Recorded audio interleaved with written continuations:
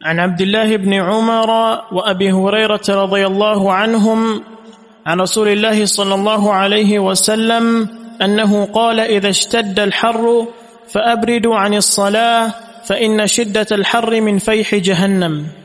یہ موضوع پہلے بیان ہو چکا کہ ظہر کی نماز یہ شدت حرارت کی نماز ہے، تو اس میں اگر سخت ترین گرمی کا سامنا ہو تو اس نماز کو تاخیر کرنا اور کچھ موسم کو ٹھنڈا کر لینا جائز ہے یا نہیں. یہ روایت عبداللہ بن عمر اور ابو ہریرہ رضی اللہ عنہما نے روایت فرمائی ہے. فرماتے ہیں کہ رسول اللہ صلی اللہ علیہ وسلم نے ارشاد فرمایا ہے اذا اشتد الحر فابردوا عن الصلاة، جب گرمی سخت ہو تو نماز کو ٹھنڈا کر لو. فابردوا بارد، ٹھنڈا کر لو نماز کو. فإن شدت الحر من فیح جہنم، اس لیے کہ سخت گرمی جو ہے وہ جہنم کی جو ہے وہ سانس اور جہنم کی پھونک سے ہے اور جہنم کی حرارت سے ہے. سخت ترین گرمی جو ہے وہ جہنم کی حرارت سے ہے. اس حدیث سے کئی باتیں ثابت ہو رہی.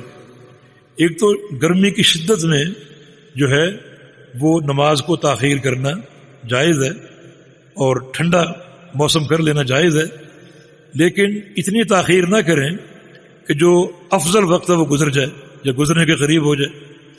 نبی علیہ الصلوۃ والسلام بہرحال اول وقت میں نماز کو ترجیح دیتے تھے، اور پیچھے حدیث گزری ہے کان یصلی الظہر بالحاجرہ کہ نبی علیہ السلام ظہر پڑھتے تھے گرمی کی شدت میں.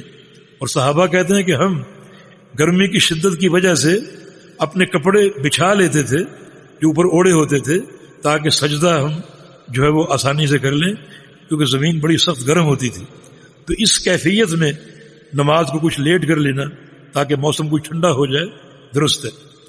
لیکن یہ کوئی تعارض نہیں ہے کہ نبی علیہ السلام حاجرہ میں شدت گرمی میں نماز پڑھتے تھے اور ہمیں حکم دیا کہ تم نماز کو ٹھنڈا کر لو، کیونکہ نماز جب ٹھنڈا کر کے پڑھیں گے تو گرمی کلیتاً ختم نہیں ہوگی، صرف شدت ختم ہوگی. تھوڑی سی گرمی تو موجود رہے گی اور زمین بھی گرم رہے گی، تھوڑی سی شدت میں فرق آئے گا. آپ 1 گھنٹہ بھی لیٹ کر لیں، آدھا گھنٹہ لیٹ کر لیں، گرمی تو موجود رہے گی، حرارت تو قائم رہے گی، لیکن شدت میں کچھ فرق آ سکتا ہے. اور اس حدیث سے 2 مسئلے اور ثابت ہو رہے. نمبر 1 یہ ہمارا ایمان ہے کہ دنیا میں جہاں بھی گرمی ہوتی ہے وہ جہنم کے سانس کی بنا پہ، یہ ہمارا ایمان. اس کی کیفیت کیا ہے وہ ہم نہیں جانتے. یہ ہمارا ایمان کیوں ہے؟ کیونکہ اللہ کے پیغمبر نے فرما دی. اللہ کے پیغمبر کا ہر فرمان پتھر پر لکیر. دنیا ٹل سکتی ہے، آپ کا فرمان غلط نہیں ہو سکتا. ہمارا ایمان ہے کہ یہ گرمی، یہ حرارت جہنم کے سانس کی بنا. اور ایک حدیث بھی آتی اشتقت النار الى ربها فقالت یا رب اکل بعدی بعد. جہنم نے اللہ کے دربار میں شکایت کی کہ یا اللہ اتنی تیزی میرے اندر بھر دی ہے تو نے کہ میری آگ مجھے کھا رہی، میری آگ مجھے کھائے جا رہی. تو فاذن اللہ بنفسین، اللہ نے جہنم کو 2 سانسیں دے دی. پہلے 1 سانس تھی، اب 2 سانسیں دے دی. 1 سانس باہر نکالنے کے لیے، 1 اندر کھینچنے کے لیے. جب جہنم سانس باہر نکالتی ہے تو زمانے میں شدت کی گرمی ہوتی، اور جب جہنم سانس کھینچتی ہے تو پھر دنیا میں شدت کی سردی ہوتی. آپ کہیں کہ بعض جگہ حرارت ہوتی ہے اور بعض جگہ سردی ہوتی، بعض جگہ گرمی بعض جگہ سردی. ہر جگہ تو گرمی نہیں ہوتی، نہ ہر جگہ سردی ہوتی. میں اس ارتھ کیا کیفیت کا علم اللہ کے پاس، کیفیت اللہ جانتا ہے. ہمارا کام کیا ہے؟ رسول اللہ صلی اللہ علیہ وسلم کی احادیث پر ایمان لانا.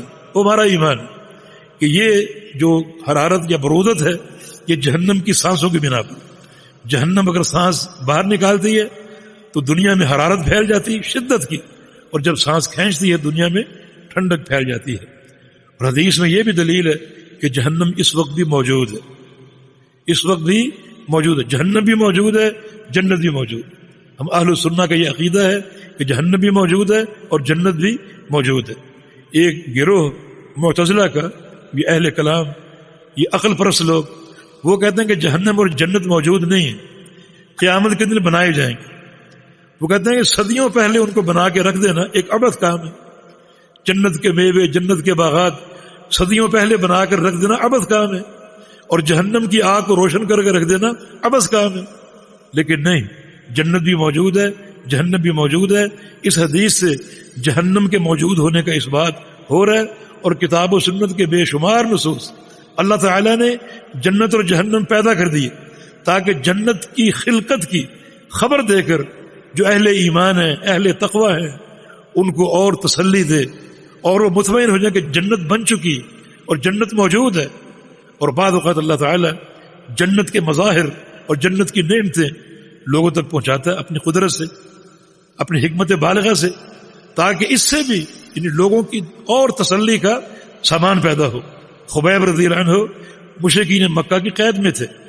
انہوں نے اپنے گھر کے اندر ایک کوٹھڑی کے اندر انہیں مقید کیا ہوا تھا اور کوٹھڑی کو باہر سے تالا لگایا ہوا تھا اور گھر کے چاروں طرف پہرے دار تھے، چوکی دار تھے تاکہ یہ بھاگ نہ جائیں. اس گھر کی خاتون کا بیان ہے کہ واللہ ما رأیت اسیر مثلہ قط، اللہ کی قسم میں نے ایسا قیدی کبھی نہیں دیکھا، ایسا قیدی کبھی نہیں دیکھا. یہ عورت بعد میں مسلمان ہو گئی تھی. میں نے ایسا قیدی کبھی نہیں دیکھا. ایک بار میں نے اس کی کوٹھڑی میں جھانکا تو میں نے دیکھا اس کے ہاتھ میں تازہ انگوروں کا خوشہ ہے. انگور تازہ، بالکل رطب خوشہ، اور وہ انگور کھا رہا ہے. اس خاتون کا بیان ہے کہ وہ کوٹھڑی مقفل تھی اور خبیب جکڑا ہوا تھا بیڑیوں میں، اور گھر کا تالا بند تھا اور باہر چاروں طرف محافظ تھے. اور مدینے کی جو مارکیٹ تھی، جو فروٹ مارکیٹ، ان دنوں پھل سے خالی تھی. مدینے کی منڈی میں پھل نہیں تھے. پھر یہ پھل کہاں سے آ گئے؟ یہ انگوروں کا خوشہ کہاں سے آ گیا؟ تو اللہ تعالیٰ نے جنت بنا رکھی ہے اپنے ان نیک اور پاکیزہ بندوں کے لیے. اللہ انہیں جنت کے پھل پہنچاتا ہے، اللہ انہیں میوے پہنچاتا ہے. بہت سے ایسے لوگ، ایسے واقعات ملتے ہیں. ایک موقع پر رسول اللہ صلی اللہ علیہ وسلم نماز پڑھ رہے تھے، تھوڑا سا پیچھے ہٹے، آگے بڑھے. فرمایا کہ میں نے آج جیسا منظر کبھی نہیں دیکھا، اچھا اور برا. اچھا منظر میں نے یہ دیکھا کہ میں نے جنت دیکھی.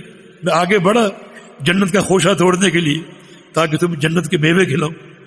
لیکن پھر اللہ تعالیٰ نے مجھے اس کی قدرت نہیں دی، کیونکہ جنت کے میوے مرنے کے بعد نصیب ہوں گے. قاعدہ کلیہ یہی ہے. کوئی اکا دکا افراد کو اللہ تعالیٰ پہلے کھلا دے، وہ اس کی حکمت اور قدرت ہے، لیکن مرنے کے بعد نصیب ہوں گے.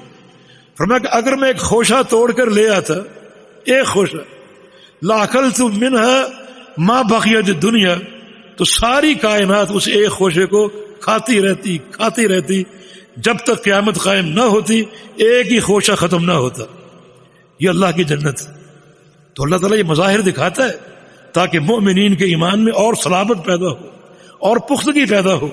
تو جنت بھی موجود ہے اور جہنم بھی موجود ہے تاکہ وہ لوگ ڈریں، اپنی حد کو جو ہے وہ سمجھیں اور طغیانی سے باز آئیں، بدعات و خرافات سے باز آئیں، شرک سے باز آئیں، توحید کو قبول کریں کہ جہنم موجود ہے اور جل رہی ہے اور قیامت تک جلتی رہے گی، اور کتنی اس میں شدت پیدا ہو جائے گی. جی